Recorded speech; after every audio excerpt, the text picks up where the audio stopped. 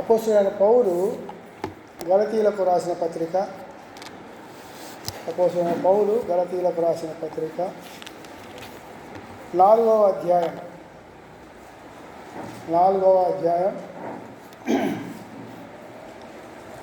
8, 9, 10, 11 వచ్చారు. ఒక పారాగ్రాఫ్ ఉంది అక్కడ. ఆ పారాగ్రాఫ్ని చదువుతాను. దయచేసి గ్రంథం ఉన్నవారు తీసి చూడవలసిందిగా ప్రభు పేరిట మనం చేస్తున్నాం. ఆ కాలమందైతే మీరు దేవుని ఎరుగని వారై నిజమునకు దేవుళ్ళు కాని వారికి దాసులై ఉంటుంది. కానీ ఇప్పుడు మీరు దేవునిని ఎరిగిన వారును మరి విశేషముగా దేవుని చేత ఎరగబడిన వారునై ఉన్నారు కనుక బలహీనమైనవియు నిష్ప్రయోజనమైనవియునైనా మూలపాఠముల తట్టు మరలా తిరగనేలా, మునుపటి వలె మరలా వాటికి దాసులై ఉండగోరనేలా మీరు దినములను మాసములను ఉత్సవ కాలములను సంవత్సరములను ఆచరించుచున్నారు.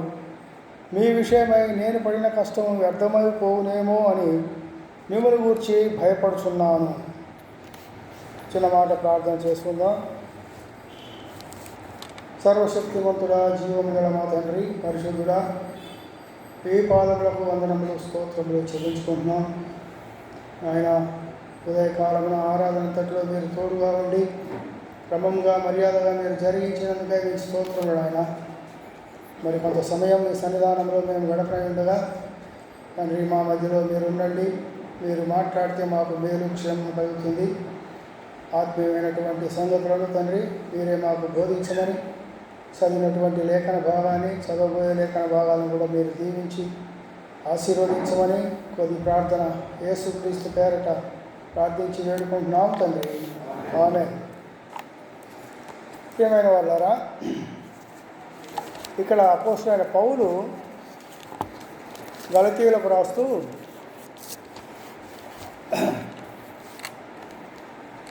ఆయన గలతీ పత్రికలో చాలా మరి ఎన్నో లోతైన సంగతులను వారికి రాస్తూ ఉన్నాడు. గలతీ పత్రికలో పౌలు గారు అంటున్నారు, ఇంత త్వరగా మీరు తప్పిపోతారని, లేక ఇతర బోధలకు ఆకర్షితులై సత్యమును గూర్చినటువంటి మేము బోధించినటువంటి సువార్త కాకుండా వేరే దాని తట్టు ఇంత త్వరగా మీరు తప్పిపోతారని పోవటం చూస్తే నాకు ఆశ్చర్యం అవుతుంది అంటున్నాడు. మేము బోధించిన సువార్త కాకుండా వేరే ఇంకేదైనా సరే ఎవరి బోధించినా, పరలోకమంది దూత కానీ బోధించినా సరే వారు శాపగ్రస్తులు అవుతారు అని అక్కడ వ్రాయబడింది. అదే గలతీ పత్రికలోనే ఉంది. కాబట్టి చెప్పినటువంటి దాన్ని తప్పకుండా ఆ సువార్తను పాటించాలి. దాని విషయమై మీరు నాకు ప్రసవ వేదన కలుగుతూ ఉంది అంటున్నాడు. మీ విషయమై నేను పడిన కష్టం వ్యర్థమైపోనేమో అని మిమ్మల్ని గురించి నేను భయపడుతున్నాను అంటాడు. అక్కడే చూడండి 16వ వచనంలో, నేను మీతో నిజమాడినందున మీకు శత్రువునైతేనా, నేను శత్రువులయ్యానా మీతో నిజమాడినందుకు అని అంటున్నాడు. నేను ఉన్నది ఉన్నట్టుగా మేము మాట్లాడితే నేను మీకు శత్రువుగా ఉన్నాను. వారు అబద్ధ బోధకులు, వారు చెప్పినటువంటి బోధ మీకు అంత అనుకూలంగా ఉన్నదా అని పౌలు చెప్తా ఉన్నాడు. పౌలు బోధించినటువంటి బోధ మీరు ధర్మశాస్త్ర క్రియలను బట్టి కాకుండా కృపచేతనే మీరు రక్షింపబడ్డారు, కృపచేతనే మీరు రక్షింపబడ్డారని ఇక్కడ చూడండి. 6వ వచనం, 1వ అధ్యాయం 6వ వచనం గలతీ పత్రికలోనే, క్రీస్తు కృపను బట్టి మిమ్మల్ని పిలిచిన వాడిని విడిచి భిన్నమైన సువార్త తట్టుకు మీరింత త్వరగా తిరిగిపోవట చూడగా నాకు ఆశ్చర్యం అవుతుంది అంటున్నాడు. అపోస్తలుడైన పౌలు ధర్మశాస్త్రం వల్ల ఎవడనూ నీతిమంతుడు కాదు, కృపచేతనే రక్షింపబడ్డారు, కృపచేత మీరు నీతిమంతులుగా తీర్చబడ్డారు అని క్రీస్తును గూర్చినటువంటి సువార్త, ఆయన మన కొరకై చేసినటువంటి ఆ బలియాగాన్ని, ఆయన కూడా తను దమస్కు మార్గంలో పట్టబడి మరి ఏ విధంగా అయితే తను చూశాడో అంత మాత్రమే ఆయన పౌలు గారు బోధించినటువంటి బోధ ఆయన సొంతం కాదు, అది దేవుని చేతనే అంటాడు. చూడండి అదే 1వ అధ్యాయం 11వ వచనం 11, 12 చూస్తే, సహోదరులారా నేను ప్రకటించిన సువార్త మనుష్యుని యోచన ప్రకారమైనది కాదని మీకు తెలియజెప్పుచున్నాను. మనుషుని వలన దానిని నేను పొందలేదు, నాకెవడనూ దాన్ని బోధింపను లేదు. కానీ యేసుక్రీస్తు బయలుపరచడం వల్లనే అది నాకు లభించినది అంటారు. చూడండి, అపోస్తలుడైన పౌలు ఆయన నిజంగా పూర్వమందు యూదా మతస్థుడనై ఉన్నప్పుడు నేను దేవుని సంఘమును అపరిమితంగా హింసించి నాశనం చేయొచ్చు, నా పితరుల పారంపర్యాచారమందు విశేష ఆసక్తి గలవాడనై నా స్వజాతీయులలో నా సమాన వయస్కులైనటువంటి అనేకుల కంటే యూదుల మతంలో ఆధిక్యత నొందినని నా నడవడిని గురించి మీరు వింటిరి అన్నారు. అటువంటి పౌలు ఆయన సౌలుగా ఉన్నప్పుడు అటువంటి నిష్ట కలిగినటువంటి వాడు, ఆయన ఎంతో మరి విశేష ఆసక్తి కలిగినటువంటి వాడు, గమలీయేలు పాదం లేదా విద్యను అభ్యసించిన వాడు, అధిక విద్యను అభ్యసించినటువంటి పౌలు ఆయన చెప్తున్నాడు, మీరు విషయమై నేను పడినటువంటి ప్రయాస వ్యర్థమైపోతుందేమో అని. వారు కొంతమంది ఏం చెప్పారు, కాదు క్రీస్తు కృపను బట్టి కాదు, ధర్మశాస్త్రం వలననే, ధర్మశాస్త్ర క్రియల వలననే మరి ఎవరైనా సరే నీతిమంతులుగా తీర్చబడతారని ఇక్కడ 16వ వచనం 2వ అధ్యాయంలో చూస్తే 2వ అధ్యాయం ధర్మశాస్త్ర 2వ అధ్యాయం 16వ వచనం చివరి లైన్లో ధర్మశాస్త్ర సంబంధ క్రియల మూలంగా ఏ శరీరు నీతిమంతుడని తీర్చబడడు కదా, కాగా మనము క్రీస్తునందున క్రీస్తునందు నీతిమంతులమని తీర్చబడుటకు ఎదగుచుండగా మనము పాపులముగా కనబడిన ఎట్లా ఆపక్షమందు క్రీస్తు పాపములకు పరిచారకుడు ఆయన అట్టని రాదని ఇక్కడ రాయబడింది. కాబట్టి పౌలేమో కృపచేత మీరు రక్షింపబడ్డారని చెప్పినారు. అయితే కొందరు యూదా మత ప్రబోధకులు వారిని ఏం చెప్పారంటే మరి క్రీస్తు ద్వారా కాదు, ధర్మశాస్త్రం యేసుక్రీస్తు పూర్వకాలమున యెహోవా దేవుడు మోషే ద్వారా వారికి ధర్మశాస్త్రాన్ని ఇచ్చాడు కదా, ఆ ధర్మశాస్త్రం ద్వారానే ఎవరైనా సరే ఆ ధర్మశాస్త్ర క్రియలను బట్టి నీతిమంతులు అని చెప్పి వారు బోధిస్తూ ఉన్నారు. అది కొంతమంది ఈ పౌలు చెప్పినటువంటి బోధ విని నమ్మినటువంటి వారు తప్పిపోయినట్టుగా చూస్తున్నాం. అయితే మన జీవితంలో కూడా మనము యేసుక్రీస్తు ప్రభువునందు విశ్వాసం ఉంచి రక్షింపబడినటువంటి అనుభవంలో ఉంటూ ఉన్నాం. మనము ఎన్నిసార్లు మరి తప్పిపోయాము, ఏ విషయాలు తప్పిపోయాము, ఒకసారి మనలను మనము పరీక్ష చేసుకోవాలి. అద్దం ముందుకు వచ్చినప్పుడు మన యొక్క సహజ స్వరూపం మనకు కనపడతా ఉంది.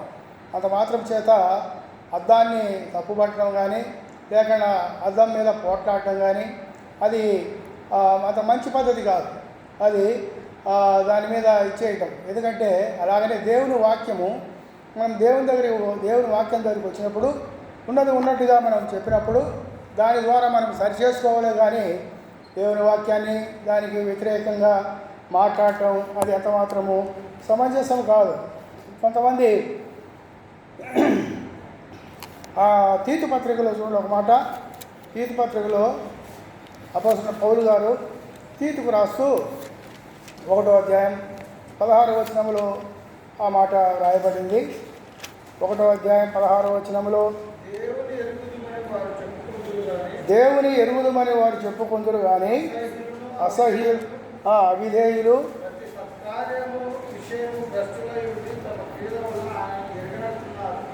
సార్ చూసారా, వారు నమ్మినటువంటే కానీ వారు ఏమంటున్నాడు, వారు దేవుని ఎరుగుదమని వారు చెప్పుకుంటున్నారు కానీ వారు అసహ్యులను అవిధేయులను ప్రతి సత్కార్యం విషయము భ్రష్టులయ్యుండి తమ క్రియల వలన ఆయన ఎరగమంటున్నారు, ఆయనను ఎరగము అన్నట్టుగా ఉన్నారు.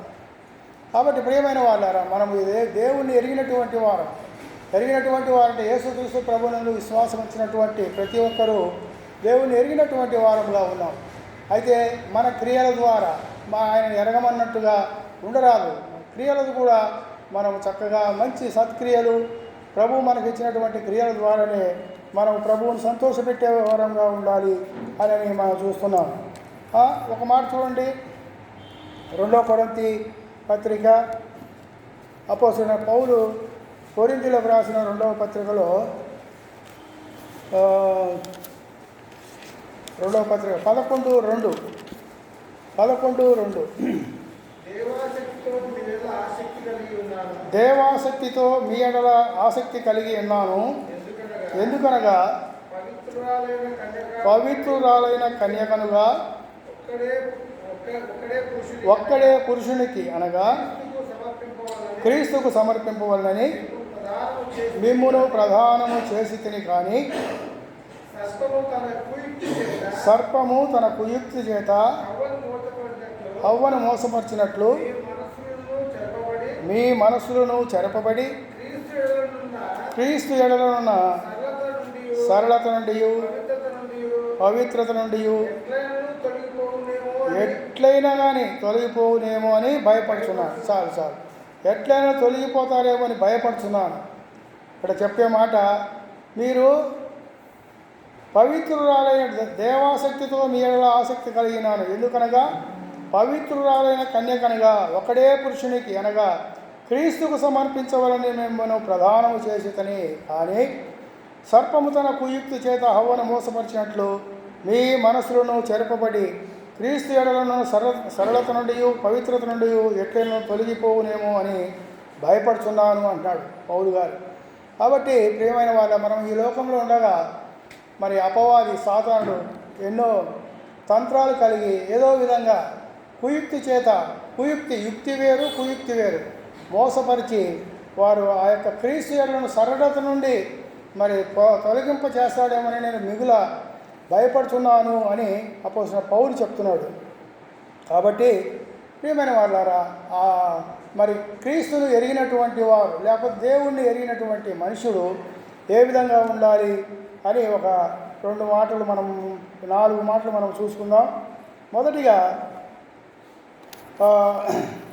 క్రీస్తును నమ్మినటువంటి వారు వెనకకు తిరగకూడదు. ఒకసారి మనం రక్షింపబడి మరి క్రీస్తు ప్రభు యొక్క శరీరంలో ఆయన రక్తంలో పాల్పొందే మనము మరలా వెనుకడుగు వేయకూడదు. వెనక్కు తీస్తే నాకు ప్రయోజనం లేదు, నాకు సంతోషం లేదు అంటాడు. చూడండి, హెబ్రీ పత్రిక అపోస్తలుడైన పౌలు హెబ్రీయులకు రాసిన పత్రిక 10:38 చూడండి. 10:37-38 కలిసి. ఇక కాలము కొంచెముగా ఉన్నది, వచ్చుచున్నవాడు ఆలస్యం చేయకవచ్చును. అంటే ప్రభు రానయ్యున్నాడు, యేసుక్రీస్తు ప్రభు రెండవసారి రానయ్యున్నాడు. నా ఎదుట నీతిమంతుడైన వాడు విశ్వాస మూలముగా జీవించును. కానీ అతడు వెనక తీసిన ఎడల అతని యందు నా ఆత్మకు సంతోషం ఉండదు. కాబట్టి మనం ఒకసారి రక్షింపబడిన తర్వాత మరి వెనకకు తిరిగి చూడకూడదు. మరలా అదే గలతీయులకు చెప్తున్నాడు కదా, మీరు మరలా అలా మూలపాఠముల తట్టు మరలా మీరు తిరగనేలా. ఆ విధంగా నమ్మినటువంటి వారు మరి వెనకకు తిరిగి చూడకూడదు. 2 కొరింథీ 5:17 ఎవడైనా క్రీస్తునందు ఉన్న ఎడల వాడు నూతన సృష్టి, ఇదిగో పాతవి గతించను, సమస్తమును నూతనమైనవి అని చెప్తున్నాడు. నూతనమైనవి అంటే యేసుక్రీస్తు ప్రభువులో ప్రతి ఒక్కటి పాత జీవితాన్ని వదిలిపెట్టి కొత్త జీవితం నూతన సృష్టిగా మనం చేయబడిన వారం కనుక నూతన సృష్టి ప్రభువునందే మనము ఆనందించే వారంగా ఉండాలి.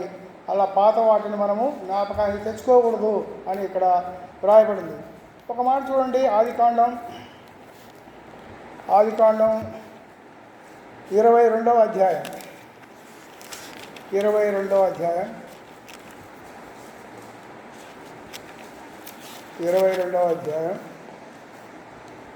12వ వచనం 22:12. అప్పుడు ఆయన ఆ చిన్నవాని మీద చెయ్యి వేయకము, అతనినేమీ చేయకము, నీకు ఒక్కడైన నీ కుమారుని నాకియ, వెనుక తీయలేదు కనుక నీవు దేవునికి భయపడేవాడు అని ఇందువల్ల నాకు కనబడుచున్నదనను. చూసారా, నువ్వు వెనక తీసేవాడవు కాదు, నీకు ఒక్కడైనా నీ కుమారుని నాకు ఇవ్వడానికి నువ్వు వెనక తీయలేదు కనుక నీవు దేవునికి భయపడేవాడవు అన్నటువంటి మాట మనం చూస్తున్నాం. నీవు దేవునికి భయపడుతున్నావు. ఎందుకు? దీనివల్ల నాకు తెలుస్తున్నది, దేవుడు చెప్పినటువంటి మాట, ఆయన నీకు ఒక్కగానైనటువంటి ఒక్క కుమారుణ్ణి నా కొరకు ఆ యొక్క మోరియా పర్వతం మీద నేను చెప్పిన దాంట్లో ఒకదాని మీద నువ్వు అర్పించమని చెప్పినప్పుడు అబ్రహాము వెనక తీయలేదు అని చెప్పి దేవుడు సాక్ష్యం ఇస్తున్నాడు. ఇందువలన నీవు దేవునికి భయపడేవాడవు, వెనక తీయలేదు కాబట్టి మనం కూడా నమ్మినటువంటి వారము దేవుని మాటకు దేవుని కట్టుబాటు కలిగి ఉండాలి. ఆ విషయంలో మనము వెనక తీసే వారంగా ఉండాలి. ఒక మాట చూడండి, హెబ్రీయులకు రాసిన పత్రిక 11వ అధ్యాయం 13వ వచనం. హెబ్రీ పత్రిక 11:13లో ఏమనుంది? వీరందరూ ఆ వాగ్దాన ఫలములు అనుభవింపకపోయినను దూరము నుండి చూచి వందనము చేసి తాము భూమి మీద పరదేశులమును యాత్రికులను ఉన్నామని ఒప్పుకొని విశ్వాసము గలవారై మృతి నొందిరి అన్నాడు. చూసారా, ఆ వాగ్దాన ఫలం పొందకపోయినప్పటికీ దూరం నుండి చూసారా మీరు మరి వందనము చేసి తాము భూమి మీద పరదేశులము యాత్రికులము అయి ఉన్నామని ఒప్పుకొని విశ్వాసము గలవారై మృతి పొందిరి. కాబట్టి మనము ఎప్పటి నుంచో చెప్తున్నారు యేసుక్రీస్తు ప్రభువు వస్తాడని, రావటం లేదు అని మరి వెనకకు తిరిగే వారముగా ఉండకూడదు. వారు ఏం చేశారు? దూరం నుండి చూసి ఆ వాగ్దాన ఫలాలు అనుభవించలేదని చెప్పి వెనక్కు తిరిగిపోయినట్టు కాదు, కానీ వారు ఆ వాగ్దాన ఫలం అనుభవింపకపోయినను ఏమంటున్నాడు అక్కడ ఆయన? అనుభవింపకపోయినను విశ్వాసము గలవారే, దూరం నుండి చూసి విశ్వాసము గలవారే మృతి పొందిన, అంతే, అదే విశ్వాసంతో మృతి పొందినట్టుగా మనం చూస్తాం. అదే విధంగా మనము చివరి వరకు మన యొక్క విశ్వాసాన్ని మనము దాన్ని గట్టిగా మన స్థిరమైనటువంటి విశ్వాసాన్ని మనము తుదమట్టుకు మన విశ్వాసం కలవారమై ఉండాలి. వారు విశ్వాసం గలవారే మృతి పొందినట్లుగా మనం కూడా మన విశ్వాసాన్ని చివరి వరకు మరి విశ్వాసం కలవారమై జీవించాలని నేను ప్రభు పేట మనం చేస్తున్నాను. అది మొదటిది నమ్మినటువంటి వారు వెనక తీయకూడదు. రెండవది చూడండి, రెండవ మాట, రెండవది మనం చూస్తే ఆయన ఆజ్ఞలను గైకొనాల. యేసుక్రీస్తు ప్రభువుని ప్రేమిస్తున్నామంటే ఆయన ఆజ్ఞలను గైకొనాల. యోహాను పత్రిక 1వ యోహాను పత్రిక 2వ అధ్యాయం 3వ వచనంలో 2వ పత్రిక 1వ యోహాను పత్రిక 2వ అధ్యాయం 3వ వచనంలో ఒకసారి చూడండి. మరియు మనం ఆయన ఆజ్ఞలను గైకొనిన ఎడల దీనివల్లనే ఆయనను ఎరిగి ఉన్నామని తెలుసుకుందాము. దీనివల్లనే ఆ అబ్రహాము దీనివల్ల నువ్వు దేవునికి భయపడుతున్నావని అక్కడ దేవుడే సాక్ష్యం ఇచ్చినట్టుగా ఇక్కడ ఏమంటున్నాడు? మరియు మనం ఆయన ఆజ్ఞలను గైకొని ఎడల దీనివల్లనే ఆయనను ఎరిగి ఉన్నామని తెలుసుకుందాము. ఆయన ఆజ్ఞలను మనం గైకొనాలా, వెనక తీయకూడదు. రెండవది ఆయన ఆజ్ఞలను మేము గైకొంటే దానివల్ల నువ్వు ఆయన ఎరిగి ఉన్నాము. దేవుణ్ణి ఎరిగినటువంటి మనుషుడు ఎలా ఉండాలా? ఆయన ఆజ్ఞలను గైకొనే వారంగా ఉండాలి. యోహాను సువార్త చూడండి ఒక్క మాట. యోహాను సువార్త 14వ అధ్యాయం 15వ వచనం 14-15. మీరు నన్ను ప్రేమించిన ఎడల నా ఆజ్ఞలను గైకొందురు. మీరు నన్ను ప్రేమిస్తే, కొంతమంది నేను దేవుణ్ణి ఎక్కువగా ప్రేమిస్తున్నాను, దేవుడు అంటే నాకు ఇష్టం, ప్రభు కంటే నేను ఏమైనా చేస్తాను అని చెప్తారు. కానీ ఇక్కడ ఏమంటున్నాడంటే మీరు నన్ను ప్రేమించిన ఎడల నా ఆజ్ఞలను గైకొందురు. మన ప్రభువును ప్రేమించామంటే ఆయన ఆజ్ఞలను మనము గైకొనే వారంగా ఉండాలి. ఇక్కడ మనము ఒక జంటను మనం చూడండి. లూకాసు వార్తలో జకరియా ఎలిజబెత్లను గురించి మంచి చక్కని సాక్ష్యం అక్కడ వ్రాయబడింది. లూకాసు వార్త 1:6లో ఎంత చక్కని మాట అంటే వాళ్ళు 1వ అధ్యాయం 6వ వచనం. ఆమె పేరు ఎలిజబెత్. వీరిద్దరూ అనగా జకరియా ఎలిజబెతులు ప్రభు యొక్క సకలమైన ఆజ్ఞల చొప్పునను న్యాయ విధుల చొప్పునను నిరపరాధులుగా నడుచుకొంచు దేవుని దృష్టికి నీతిమంతులై ఉండిరి. చూసారా, సకలమైనటువంటి ప్రతి విధమైనటువంటిది సకలమైనటువంటి సకలమైన ఆజ్ఞల చొప్పున న్యాయ విధుల చొప్పున దేవుని గ్రంథంలో వ్రాయబడినటువంటి ప్రతి హెచ్చరిక కూడా దేవుని యొక్క ఆజ్ఞే. ఆ ఆజ్ఞ అనుకోవాలి, కానీ మరి ఇంకోటి కాదు. ఇది దేవుని వల్ల వ్రాయబడినటువంటి గ్రంథము. ఈ యొక్క ఆజ్ఞలను మనం గైకొనే వారంగా ఉండాలి.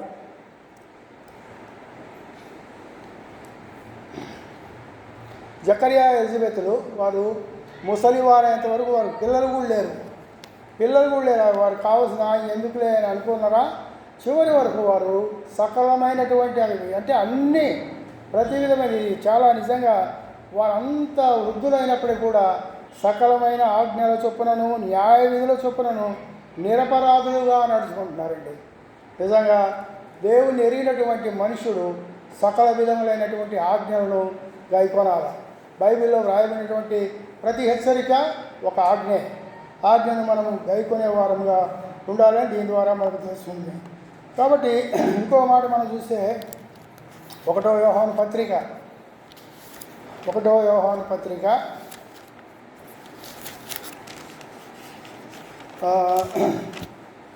4వ అధ్యాయం 6వ వచనం చూడండి. 4-6 మనము దేవుని సంబంధులము, అంటే ప్రభువు నమ్మినటువంటి ప్రతి ఒక్కరూ దేవుని సంబంధులము. దేవుని ఎరిగిన వాడు మన మాట వినును. దేవుని ఎరిగినటువంటి మనుష్యుడు మన మాట వినును. దేవుని సంబంధి కానివాడు మన మాట వినడు. ఇందువలన మనము సత్యస్వరూపమైన ఆత్మ ఏదో భ్రమపరచు ఆత్మ ఏదో తెలుసుకొంచున్నాము అన్నాడు. కాబట్టి ప్రియమైన వాళ్ళారా, దేవుని ఎరిగినటువంటి వాడు మన మాట వినును అన్నటువంటి మాట ఇక్కడ చూస్తున్నాం. దేవుని సంబంధి కానివాడు మన మాట. కాబట్టి ఆయన మాట, ఆయన ఆజ్ఞలను మనము శిరసావహించవలసిన వారమై ఉన్నాము. కాబట్టి దేవుని ఎరిగినటువంటి వారు అంటే యేసుక్రీస్తు ప్రభువునందు విశ్వాసం ఉంచి రక్షింపబడినటువంటి మనం ఆయన ఎరిగినటువంటి వారము. ఆయన మాట వినాలి. ఆయన మాట, ఈ బైబిల్ గ్రంథము ఆయన ద్వారానే వ్రాయబడింది కదా. ఆయన మనకిచ్చినటువంటి ఈ సకలమైనటువంటి ఆజ్ఞలను మనము అనుసరించే వారంగా ఉండాలి. చూడండి ఒక మాట హెబ్రీలకు రాసిన పత్రిక 13లో, హెబ్రీ పత్రిక 10వ అధ్యాయం 7వ వచనం. హెబ్రీ పత్రిక 13వ అధ్యాయం 7వ వచనం. 13:7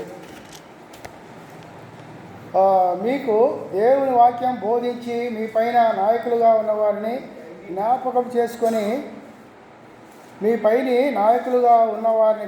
చేసుకొని వారి ప్రవర్తన ఫలమును శ్రద్ధగా తలంచుకొనుచు వారి విశ్వాసమును అనుసరించుడి అన్నాడు. చూసారా, దేవుని ఎరిగినటువంటి వారు మరి పెద్దలను గౌరవించేవారుగా ఉండాలి అని ఇక్కడ వ్రాయబడింది.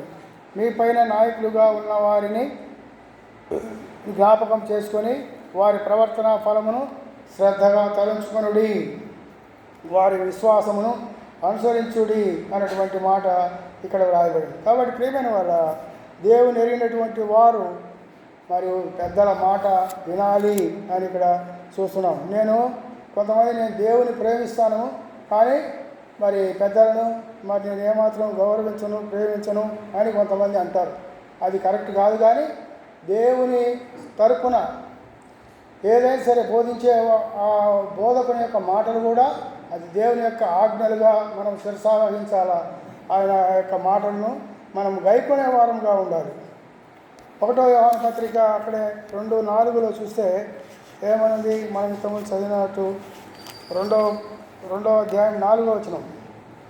ఆయనను ఎరిగి ఉన్నామని చెప్పుకొనుచు ఆయన ఆజ్ఞలను గైకొనేవాడు అబద్ధీకుడు.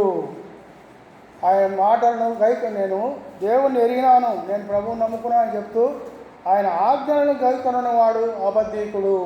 అబద్ధీకులందరూ ఏమవుతారు? అబద్ధీకులు పరలోకానికి పోతారా, నరకానికి పోతారా? అబద్ధీకులందరూ అగ్నిగుండంలో పడవేయబడుదురు అని మనకు తెలుసు కదా, ప్రకటన గ్రంథంలో రాయబడింది. కాబట్టి అబద్ధీకులు ఒకవేళ నేను నమ్ముకున్నానని చెప్పుకుంటూ ఆయన ఆజ్ఞలను గైకొనకపోతే వాడు అబద్ధీకుడు. వాడిలో సత్యమే లేదు, వాడిలో సత్యము లేదు. ఆయన వాక్యము ఎవడు గైకొనునో వాడిలో దేవుని ప్రేమ నిజముగా పరిపూర్ణమాయను అని చెప్పి ఇక్కడ రాయబడింది. కాబట్టి ప్రియమైన వాళ్ళారా, దేవుని ఎరిగినటువంటి మనుషులు ఆయన ఆజ్ఞలను గైకొనాలి. గైకొనకపోతే వాడు అబద్ధీకుడు అని చెప్పి రాయబడింది. కాబట్టి 2 మాటలు వెనుక తీయకూడదు. రెండవది, దేవుని ఎరిగిన మనుషుడు ఆయన ఆజ్ఞలను నెరవేర్చాలి. 3వ మాట చూడండి, దేవుని ఎరుగువారు ఏం చేస్తారు? దానియేలు 11:32లో తమ దేవుని ఎరుగువారు గొప్ప కార్యములు చేయుదురు అని.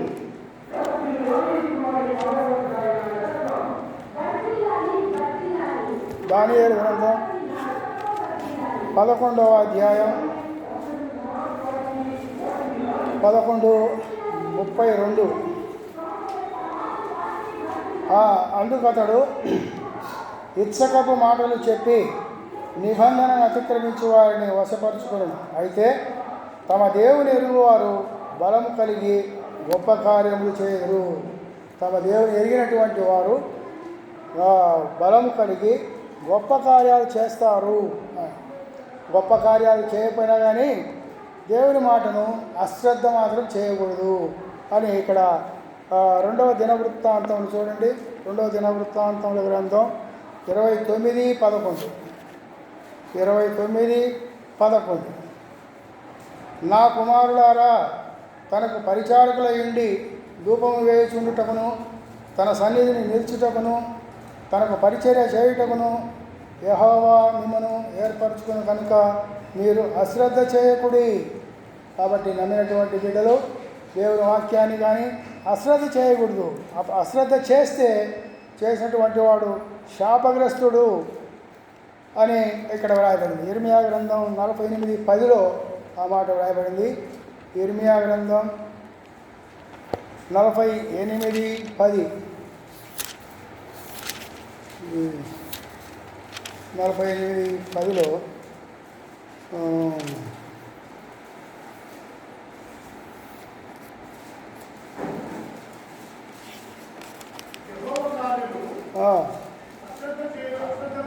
అశ్రద్ధగా చేయువాడు శాపగ్రస్తుడగును గాక. చాలు. కాబట్టి యెహోవా కార్యాలను అశ్రద్ధ చేసేవాడు మరి శాపగ్రస్తుడు అని ఇక్కడ రాదు. తమ దేవుని ఎరుగువారు గొప్ప కార్యాలు చేస్తారు. అదే దేవుని మాటలు, దేవుని యొక్క కార్యాలను అశ్రద్ధ చేయకూడదు. గొప్ప కార్యాలు చేయకపోయినా అశ్రద్ధ మాత్రం చేయకూడదు అని ఇక్కడ రాయబడింది. మనకు తెలిసినటువంటి మాటే సమరయ స్త్రీని గురించి మనం చూస్తే తర్వాత కాబట్టి 3వ మాట గొప్ప కార్యాలు చేస్తారు. 4వ మాట మనం చూస్తే 4వది దేవుని అడుగుతాడు అని ఇక్కడ వ్రాయబడింది. దేవుని నమ్మినటువంటి వారు లేక ఆయన ఎరిగినటువంటి వారు దేవుని అడుగుతారు. అడగటం అంటే ప్రార్థించడమే, ప్రార్థన చేయటం. చూడండి, యోహాను సువార్త 4:10లో ఒక మాట వ్రాయబడింది. యోహాను సువార్త 4వ అధ్యాయం 10వ వచనం మనకందరికీ తెలిసినటువంటిది. అందుకు యేసు, నీవు దేవుని వరమును నాకు దాహమునకిమ్మని నిన్ను అడుగుతున్నవాడెవడో అది ఎరిగి ఉంటే నీవు ఆయనను అడుగుదువు, ఆయన నీకు జీవజలం ఇచ్చినని ఆమెతో చెప్పాను. కాబట్టి ప్రియమైన వారులారా, దేవుని ఎరిగినటువంటి వారు లేకపోతే దేవుని నమ్మినటువంటి వారు అడుగుతారు. అడగటం అంటే దేవుని ప్రార్థించడమే. మనం ఎన్నిసార్లు దేవుని దగ్గర ప్రార్థన చేశాము, మనకు జవాబు పొందాము, ఒకసారి మనము పరీక్షించుకోవాలి. దేవుని అడగటం అంటే ప్రార్థించడమే. మత్తయి సువార్త 7వ అధ్యాయం 7లో మనకు తెలిసినటువంటి మాట ఉంది కదా, అడుగుడి మీకు ఇవ్వబడును. మత్తయి సువార్త 7:7 అడుగుడి మీకు ఇవ్వబడును, వెదకుడి మీకు దొరుకును, తట్టుడి మీకు తీయబడును. అడుగు ప్రతివానికి పొందును, తీయబడును. మీలో ఏ మనుషుడైనను తన కుమారుడు తన్ను రొట్టె అడిగిన ఎడల వానికి రాత్రిచ్చునా? చేపను అడిగిన ఎడల పామునిస్తాడా? మీరు చెడ్డవారైండియు మీ పిల్లలకు మంచి ఇవ్వరని ఎరిగి ఉండగా పరలోకమందున మీ తండ్రి తన్ను అడుగువారికి అంతకంటే ఎంతో నిశ్చయముగా మంచి ఇవ్వరును ఆయన ఇస్తాడు.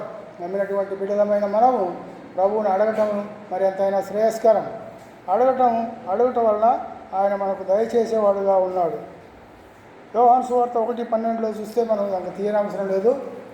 తను ఎవరు అంగీకరిస్తారో వాళ్ళందరికీ ఆయన దేవుని కుమారుడు అని అనుగ్రహించబడు అని అక్కడ రాయబడింది. ఇప్పుడు మనకి ఇక్కడ ఉదాహరణగా ఎవరైనా సరే ఒక తండ్రి ఈ లోకంలో మీరు చెడ్డవాళ్ళ ఇందు కూడా మీ పిల్లలు మీరు చేపను అడిగితే రాతిని ఇస్తారా, చేపను అడిగితే పాముని ఇస్తారా అని చెప్పి ఇక్కడ రాయబడింది. రొట్టెను అడిగితేనేమో రాతిని ఇస్తారా, చేపను అడిగితే పాముని ఇస్తారా? ఇవ్వరు కదా, మంచి వాటినే ఇవ్వాలనుకుంటారు. అయితే అలాగనే మనము కూడా ఆయన కుమారులమైనటువంటి మనం తను ఎందరు అంగీకరించారో వారందరికీ ఆయన కుమార్తెలుగా స్వీకరించుటకు ఆయన అధికారం ఇచ్చానని చెప్పి యోహాను సువార్తలో రాయబడింది.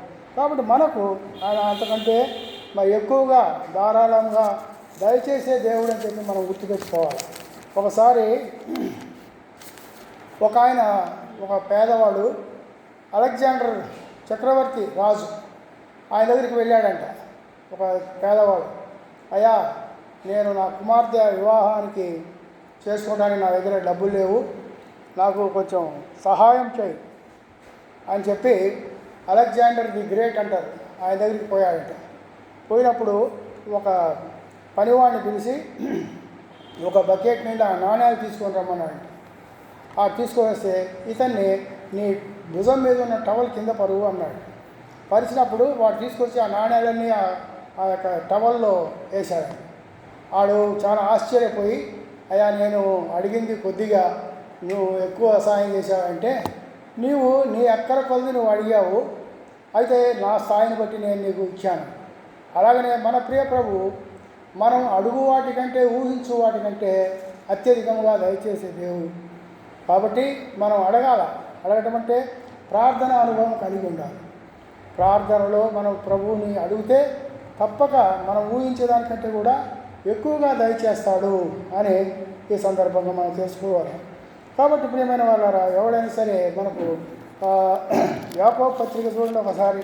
యాకోబు పత్రికలో మీలో ఎవరికైనా జ్ఞానం కొదువుగా ఉందా వాడు దేవుని అడగవలను అన్నాడు కదా యాకోబు పత్రికలో 1:5. మీలో ఎవరికైనాను జ్ఞానం కొదువుగా ఉన్న యెడల అతడు దేవుని అడగవలను, అప్పుడు అది అతనికి అనుగ్రహింపబడును. ఆయన ఎవరిని గద్దింపక అందరికీ ధారాళముగా దయచేయు. అందరికీ ఆయన దగ్గర నో స్టాక్ బోర్డు అనేది ఉండదు. అందరూ ఎంతమంది అడిగినా సరే అందరికీ ధారాళంగా దయచేస్తుంటారు. ఏదో కొద్దిగా కాదు, ధారాళంగా దయచేసేటువంటి దేవుడు మనకు ఉన్నాడు. కాబట్టి మనము అడిగే వారంగా ఉండాలి. ఒక ఉదాహరణ చెప్తారు, గాడ్ గివ్స్ ఫర్గివ్స్ అంట. మ్యాన్ గెట్స్ ఫర్గెట్స్ అంటే మర్చిపోయేవాడు. దేవుడు ఇస్తూనే ఉంటాడంట, మానవుడు తీసుకొని మర్చిపోతాడు. మ్యాన్ గెట్స్ అండ్ ఫర్గెట్స్ అనేది. కాబట్టి ప్రియమైన వాళ్ళారా, మనం ఆ విధంగా ఉండకుండా మనము ప్రభువును అడిగి మన యొక్క సమృద్ధిని, మనకు కావాల్సిన అక్కర్లను మన ప్రభు దగ్గర పొందేవారంగా ఉండాలి. చూడండి, తిమోతి పత్రిక 1 తిమోతి మనకు తెలిసినటువంటి మాటే. 1 తిమోతి 6:17. ఇహమందు ధనవంతులైన వారు గర్విష్ఠులు కాక అస్థిరమైన ధనములను నమ్మికించక సుఖముగా అనుభవించుటకు సమస్తమును మనకు ధారాళముగా దయచేయి దేవునిందే నమ్మికించుడని ఆజ్ఞాపించము. సమస్తాన్ని ధారాళముగా దయచేసేటువంటి దేవునిందే మనము నమ్మిక ఉంచాలి అని ఆజ్ఞాపించము తిమోతి అని పౌలు గారు తిమోతిని హెచ్చరిస్తూ ఉన్నాడు. కాబట్టి ప్రియమైన వాళ్ళారా, మనము ప్రభువును అడిగే వారముగా ఉండాలి. ప్రభువును మనము మన యొక్క అక్కర్లు కొద్ది మనం అడిగితే ఆయన మనకు ధారాళంగా దయచేసేవాడు అని చెప్పి ఇక్కడ రాయబడింది. మనం ఒక మాట ద్వితీయోపదేశ కాండం చూడండి. పౌరులు మోషేని గురించి అక్కడ చక్కని మాట రాయబడింది. ద్వితీయోపదేశ కాండం 34:12. 34వ అధ్యాయం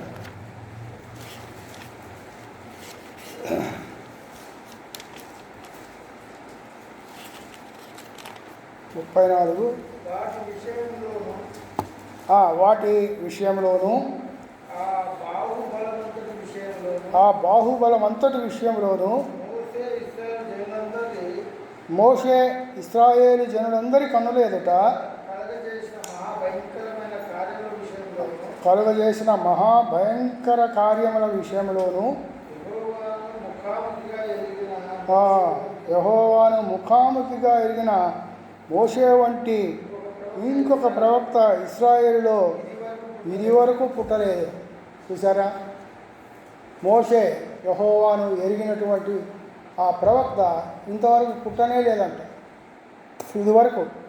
ఇది వరకు పుట్టనే లేదు అసలు. చూసారా ఎంత చక్కని మాట.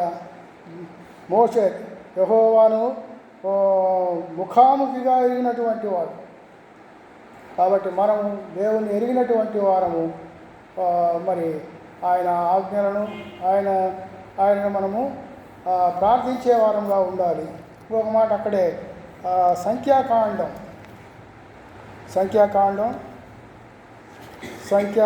12వ అధ్యాయం 6 నుండి 8 వచనం చదువుతున్నాను.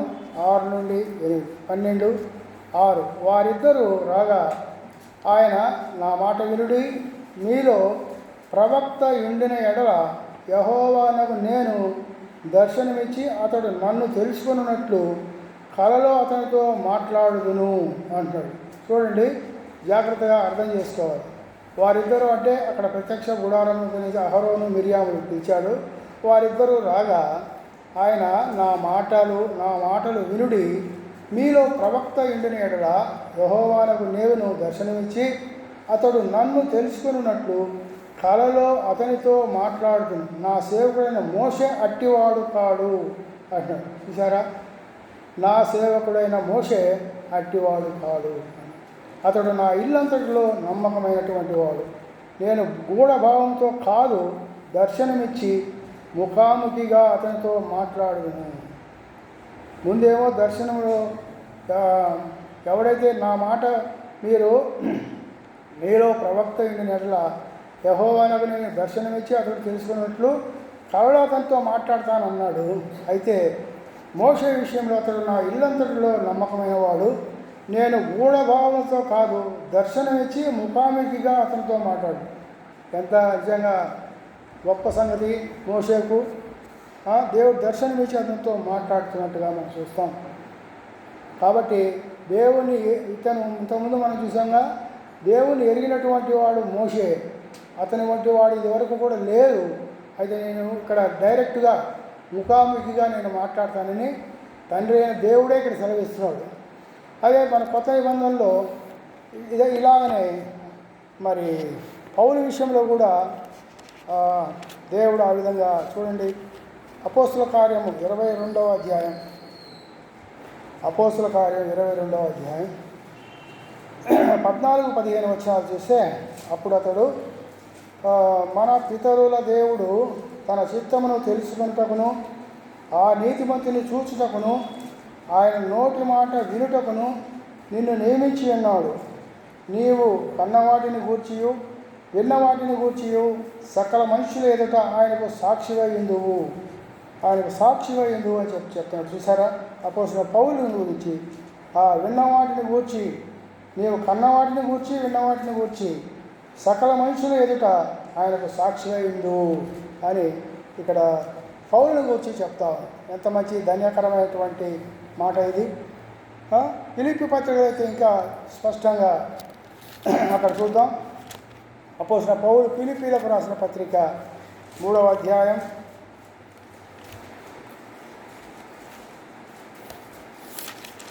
3వ అధ్యాయం 7 నుంచి 9 వచనాలు మనం చూస్తే, అయినను ఏవేవి నాకు లాభకరములై ఉండెనో వాటిని క్రీస్తు నిమిత్తము నష్టముగా ఎంచుకుంటుని. చూశాను, అపోస్తలుడైన పౌలు ఆయన ఏవేవి లాభకరంలో మంచి విద్య ఉంది, మంచి నిష్ఠగల పరిచయుడు, అతనికి చాలా ఆధిక్యతలు ఉన్నాయి. అవన్నింటినీ లాభకరమైన ఉండెనో వాటిని క్రీస్తు నిమిత్తము నష్టముగా ఎంచుకుంటుంది. నిశ్చయముగా నా ప్రభు అయిన యేసుక్రీస్తుని గూర్చిన అతి శ్రేష్టమైన జ్ఞానము నిమిత్తమై సమస్తమును నష్టముగా ఎంచుకొనుచున్నాను. సమస్తాన్ని నష్టముగా ఎందుకు? నా ప్రభు అయిన యేసుక్రీస్తుని గూర్చిన అతి శ్రేష్టమైనటువంటి జ్ఞానము నిమిత్తం. కాబట్టి ప్రియమైన వారులారా, అతి శ్రేష్టమైన జ్ఞానము నిమిత్తము మనం కూడా దాని కొరకు మనము ఎదురు చూసే వారంగా ఉండాలి. ఆ జ్ఞానం పొందే వారంగా ఉండాలి. అంతేగాని ఈ లోక సంబంధమైనటువంటి జ్ఞానం కాదు, కానీ నా ప్రభు అయిన యేసుక్రీస్తుని గూర్చినటువంటి అతి శ్రేష్టమైన జ్ఞానము నిమిత్తం అని రాయబడింది. ఇక్కడే మనకు రెండవ తిమోతి పత్రిక, తిమోతికి రాసిన రెండవ పత్రిక 1వ అధ్యాయం 1:12 మనం చూస్తే 1:12 ఆ హేతువు చేత ఈ శ్రమలను అనుభవించుతున్నాను, కానీ నేను నమ్మిన వానిని ఎరుగుదును గనుక సిగ్గుపడను. ఆయనను ఎరుగుదును కనుక నేను సిగ్గుపడను అంటాడు పౌలు చెప్తున్నటువంటి మాట. ఆ హేతువు చేత ఈ శ్రమలను అనుభవించున్నాను, కానీ నేను నమ్మిన వాడిని ఎరుగుదును కనుక నేను సిగ్గుపడను. నేను ఆయనకు అప్పగించిన దాన్ని రాబోచున్న ఆ దినం వరకు ఆయన కాపాడగలడని రూఢిగా నమ్ముచున్నాను. క్రీస్తు యేసునందు ఉంచవలసిన విశ్వాస ప్రేమలు కలిగిన వాడవై నీవు నా వలన వినిన హితవాక్య ప్రమాణమును గైకొనము అని తిమోతిని గురించి రాస్తున్నాడు అపోస్తలుడైన పౌలు. చూడండి, అంత చక్కని మాట ఇక్కడ రాసినాడు. కాబట్టి ప్రియమైన వాళ్ళరా, ప్రార్థన ద్వారా ఆయన్ను మనము ఎరిగిన వారంగా ఉన్నాం. ఆయన ఎరగటం అంటే ఆయన ఎరిగిన వారైతే ఆయన్ను ప్రార్థన చేస్తారు. చివరిగా మనం ఒక మాట చూసుకుందాం. ప్రార్థన ద్వారా, అలాగనే లేఖనాల ద్వారా కూడా. లూకా సువార్త 24వ అధ్యాయం ఇది అప్పుడప్పుడు మనం జ్ఞాపకం చేసుకున్నాం. లూకా సువార్త 24వ అధ్యాయం 15వ వచనం నుండి చూడండి. 24:15వ వచనం నుంచి వారు సంభాషించుచు ఆలోచించుకొనిచుండగా యేసు తానే దగ్గరికి వచ్చి వారితో కూడా నడిచెను. అయితే వారు ఆయనను గుర్తుపట్టలేకుండా వారి కన్నులు మూయబడను. ఆయన మీరు నడుచుచు ఒకరితో ఒకరు చెప్పుకొనిచున్న ఈ మాటలేమని అడుగగా వారు దుఃఖముక్కులై నిలిచిరి. వారిలో క్లయోపా అనువాడు యెరూషలేములో బస చేయుచుండి, ఈ దినములలో అక్కడ జరిగిన సంగతులు నీవు ఒక్కడివే ఎరగవా అని ఆయన అడిగాను. ఆయన అవి ఏవని వారిని అడిగినప్పుడు వారు నజరేయుడైన యేసు గురించి సంగతులే. ఆయన దేవుని ఎదుటను ప్రజలందరి ఎదుటను క్రియలోను వాక్యంలోను శక్తిగల ప్రవక్త ఉన్నను అన్నటువంటి మాట. మన ప్రధాన యాజకులను అధికారులు ఆయనను ఎలాగూ మరణశిక్షకు అప్పగించి సిలువ వేయించిరో నీకు తెలియదా? ఇశ్రాయేలు విమోచింపబోడు ఈయనే అని మేము నిరీక్షించింటిమి. ఇదిగాక ఈ సంగతులు జరిగి నేటికి 3 దినములైన అని చెప్తూ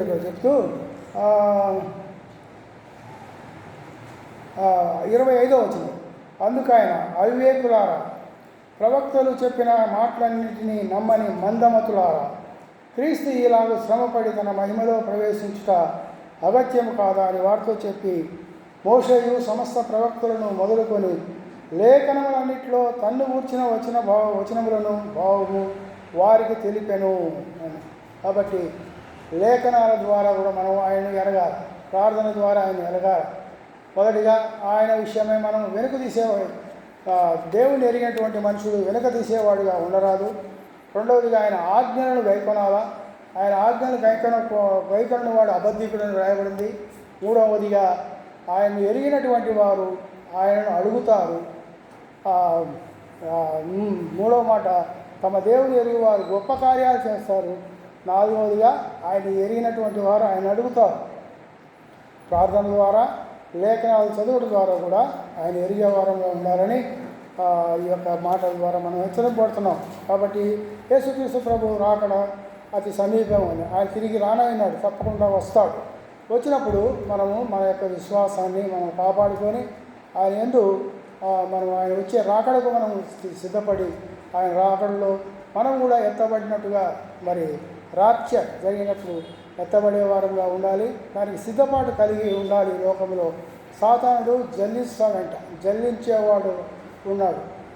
వాడి యొక్క దానికి మనం లోను కాకుండా ప్రభువు యొక్క మరి ఆజ్ఞలు, సకల విధములైన ఆజ్ఞలు, ఎలిజబెత్ జకర్యాలు ఏ విధంగా అయితే వారు వృద్ధాప్యం వరకు చూడండి సకల విధములైనటువంటి ఆజ్ఞలకు లోబడి ఉన్నారంట. సకల విధములైనటువంటి లోబడినట్టుగా వారందరూ వాగ్దాన ఫలం పొందకపోయినప్పటికీ దూరం నుండి చూసి వందనం చేసి విశ్వాసం గలవారై మృతి చెందినట్లుగా మనం కూడా మన విశ్వాసాన్ని మనం చివరి వరకు మనము కాపాడుకునే వారంగా ఉండాలని ప్రభు పేట మనం చేస్తున్నాం. దేవుడి మాటలు దీవించుగాక.